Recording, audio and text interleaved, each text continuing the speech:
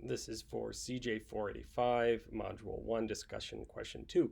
Do you feel that additional restrictions and requirements should be placed on teens when they apply for a new driver's license? Why not? What do you think about the creation of criterion for retesting offenders or people over a certain age? So I got my driver's license when I was 16 years old, and this was back in the 1990s. Um, the in California, by the way. So my understanding is things have changed a little bit since then, and I read some of that of how it works today with the GDL programs. So I can say from my personal experience that, of course, having a driver's license at 16 gave me a lot of freedom.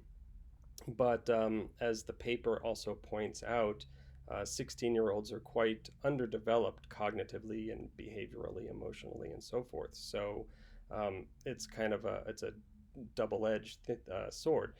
So on the one hand, there's I wouldn't want to limit a 16-year-old from having the same freedoms that I had, but at the same time, as the paper pointed out, the younger the teens are driving, the higher the chances of something happening. So a number of things have been put into place, higher restrictions on alcohol consumption and things like this, zero tolerance policies, which I'm all in favor of. But one of the things that the paper did not mention that I think addresses these questions that I am sort of the opinion of, although the paper did mention an increase of parental involvement in the driver's education for teenagers and whatnot. What it, I think, sort of did not address as much is the possibility for parents being disciplined as well if their children offend or their children are reoffenders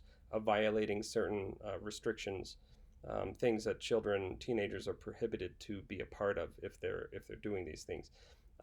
It seems to me that what 16-year-old can get a car on his own? I didn't. My parents gave me a car. So if I went out drinking and I did something wrong, then yeah, of course, I made a bad decision. I didn't. That didn't happen to me, but I'm just saying theoretically. The teenager that does that, they make the bad decision. But the parent, where was the parental supervision and the parent that gave them the car in the first place? So it seems to me that one option regarding offenders and reoffenders would be disciplining the parents for a lack of supervision or for some degree of apathy towards what their children are doing. Also, what about the vehicle itself? I didn't really read anything about the vehicles being taken away, the cell phones being taken away. If children are going to act like children and they're going to offend or reoffend, then maybe they just have to be punished like a child, take their toys away. And if government has to do that, then so be it. But if these are greater measures that would help save more lives, be it the children or other people on the street, then it might be worth it.